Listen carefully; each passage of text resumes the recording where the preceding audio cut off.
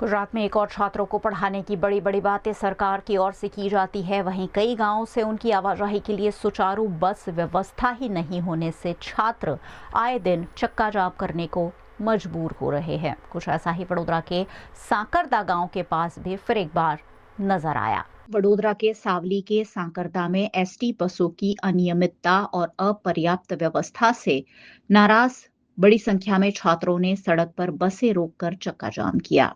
प्रदर्शन के कारण कुछ समय के लिए ट्रैफिक भी प्रभावित रहा। सूचना मिलते ही नंदेसरी पुलिस मौके पर पहुंची और स्थिति को नियंत्रित किया। प्रदर्शन कर रहे छात्रों ने चेतावनी दी है कि यदि उनकी मांगे जल्द पूरी नहीं हुई तो आंदोलन और उग्र किया जाएगा। वहीं स्थानीय विधायक केतन इनामदार भी एसटी निगम को पत्र लिखकर बसों की नियमित व्यवस्था की मांग कर चुके हैं।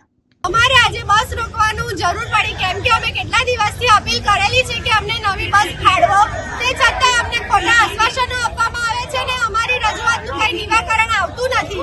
રોજબરોજ અમારે શાળાએ પહોંચવામાં લેટ થાય છે, જેના કારણે કેટલાક લેક્ચરો પણ છૂટી જાય છે, તો પણ અમારું કંઈ નિરાકરણ આવતું નથી। રોજ અમે આવતા જતા બસમાં ઊભા રહીને જવું પડે છે। રોજ કેટલાક લોકોને વાગે છે, જ્યારે પોલીસવાળાઓ બાઇક પર 3 સવારી હોવા છતાં બી ઊભા રાખે છે। આજે બસમાં 52ની સીટમાં 100 જણ ભરવામાં આવે છે, તો પણ અમારું કોઈ સોલ્યુશન નથી, કોઈ પગલાં લેવામાં આવતા નથી। કંઈ થશે તો કોણ જવાબદાર રહેશે આના માટે?